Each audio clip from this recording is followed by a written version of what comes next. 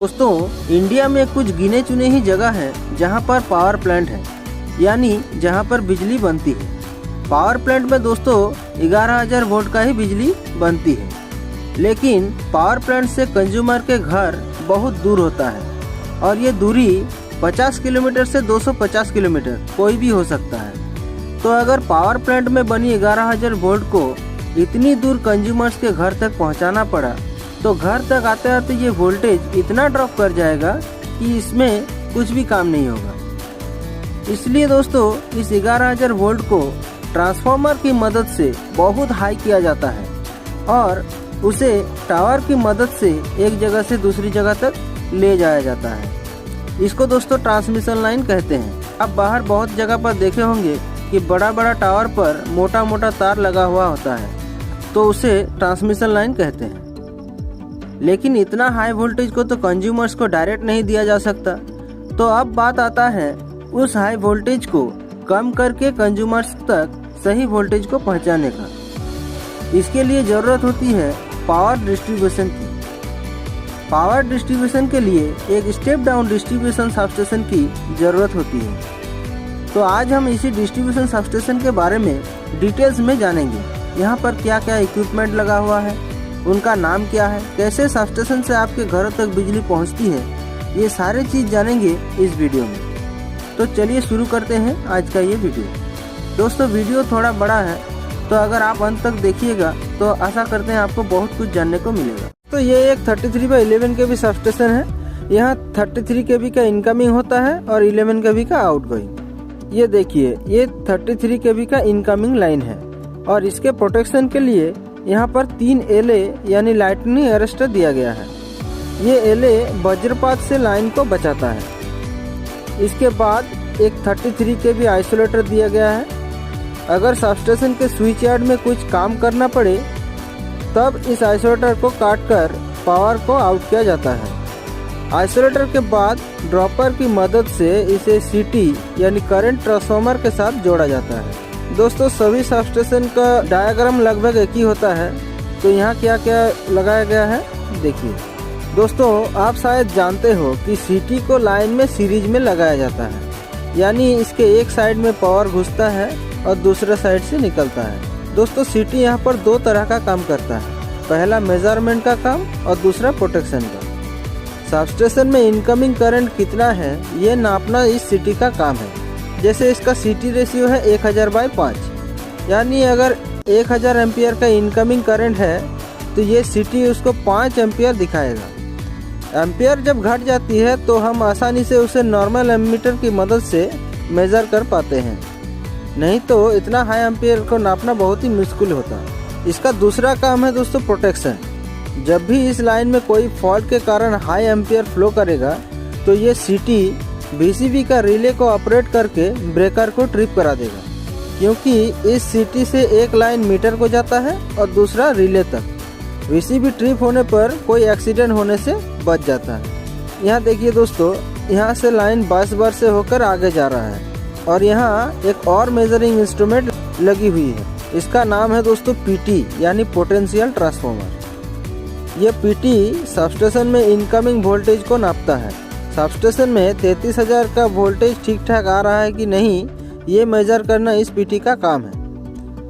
अब वापस वहीं चलते हैं। सीटी से निकलने के बाद लाइन पर और एक आइसोलेटर लगा हुआ है। आइसोलेटर से निकलने के बाद ये लाइन 33 kV VCB यानी वैक्यूम सर्किट ब्रेकर में घुसा है। ये VCB ट्रांसफार्मर को कंट्रोल करने के लिए यहाँ पर लगाया गया है। आप आगे देख पा रहे होंगे यहाँ पर पावर ट्रांसफार्मर लगा हुआ है, तो उसी ट्रांसफार्मर को कंट्रोल करने के लिए इस VCB को यहाँ पर इंस्टॉल किया गया है।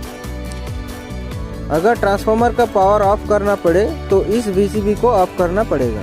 इसे कंट्रोल रूम से ही रिमोट स्विच से ऑन ऑफ किया जाता है। VCB से निकल के ये लाइन फिर से सीटी में एंटर करता है। यहाँ देखिए दोस्तों 3 सीटी लगा हुआ है। इसके बाद एक आइसोलेटर है, फिर यहाँ देखिए एक और आइसोलेटर है। इसके बाद यहाँ पर फ्यूज यूनिट किया गया है। ये फ्यूज यूनिट ट्रांसफार्मर के प्रोटेक्शन के लिए है।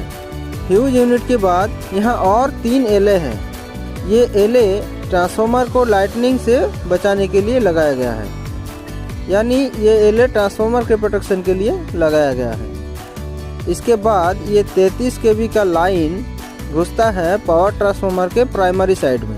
ये देखिए दोस्तों, ये ट्रांसफार्मर का प्राइमरी साइड है जहाँ पर 33 kV का लाइन घुसा है। और यहाँ देखिए ये सेकेंडरी साइड है, यहाँ से 11 kV का लाइन निकला है। ये दोस्तों 1 नंबर ट्रांसफार्मर है और वो जो दिख रहा है यहाँ से आप शायद दिख पा रहे होंगे, वो है 2 नंबर ट्रांसफार्मर। ऐसा 1 नंबर और 2 नंबर नंबरिंग करना भी बहुत ज़रूरी है। इसका कारण हम आपको आगे बताते हैं। दोनों ट्रांसफार्मर का रेटिंग है दोस्तों 6.3 MV है, यानी 6300 kVA। इसका सेकेंडरी साइड से 11000 वोल्टेज का लाइन निकला है, जो केबल की मदद से दोस्तों यहाँ से ट्रेंच में घुसाया गया है और इस ट्रेंच से होकर केबल कंट्रोल रूम में घुसा है। तो चलिए आपको दिखाते हैं। इस ट्रेंच के अंदर से होकर केबल को ले जाया गया है, यहाँ से कंट्रोल रूम के अंदर घुसता है। तो अब चलिए कंट्रोल रूम के अंदर आपको दिखाते हैं।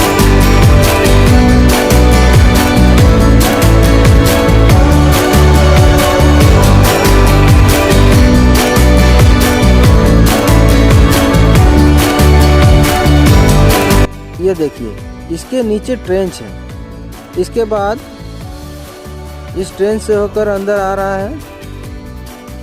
इसके बाद ये इधर आकर इस इनकमिंग 1 VCB में एंटर करता है। ठीक इसी तरह 2 नंबर ट्रांसफार्मर से केबल आकर यहाँ इनकमिंग 2 में घुसता है। यहीं पर नंबरिंग का काम आता है दोस्तों। यहाँ देखिए दोनों इनकमिंग VCB के ऊपर 2 PT लगाया हुआ है। ट्रांसफार्मर से कितना वोल्टेज आ रहा है वो इस PT की मदद से हम पता लगा सकते हैं। अब चलिए फ्रंट के तरफ चलते हैं। ये देखिए ये इनकमिंग 1 है जो 1-2 फीडर को पावर सप्लाई दे रहा है, और ये है इनकमिंग 2 जो 1-2-3 फीडर को पावर सप्लाई यहाँ पर दे रहा है। दोस्तों ये VCB स्विच की तरह काम करता है। जैसे स्विच में एक तार आता है और दूसरी तार जाकर लोड में कनेक्ट होता है, उसी तरह दोस्तों इस VCB में एक केबल इनकमिंग आता है और दूसरा केबल आउटगोइंग होकर आउटगोइंग आइसोलेटर तक जाता है। इस VCB से लाइन को ऑपरेट किया जाता है। यहाँ से पावर केबल के थ्रू निकलकर आउटगोइंग आइसोलेटर तक जाती है। तो चलिए वो भी आपको दिखा देते हैं। ये देखिए VCB से केबल आती है और इस तरह से आइसोलेटर तक जाती है। यहाँ पर देखिए एक आइसोलेटर लगाया गया है, 11 kV आइसोलेटर। यहाँ से दोस्तों लाइन जाकर आपके एरिया का जो ट्रांसफार्मर है उसमें घुसता है और वहीं से आपको 230 वोल्ट या 400 वोल्ट का सप्लाई मिलता है। तो इस तरह से दोस्तों आपके घरों तक बिजली पहुँचती है। वीडियो जरूर नॉलेजेबल रहा होगा और कुछ सीखने को जरूर मिला होगा। अपने आप को इसी तरह से ग्रो करने के लिए फेयर नॉलेज चैनल को जरूर सब्सक्राइब कर लीजिए। वीडियो को धैर्यपूर्वक देखने के लिए आपका बहुत बहुत धन्यवाद।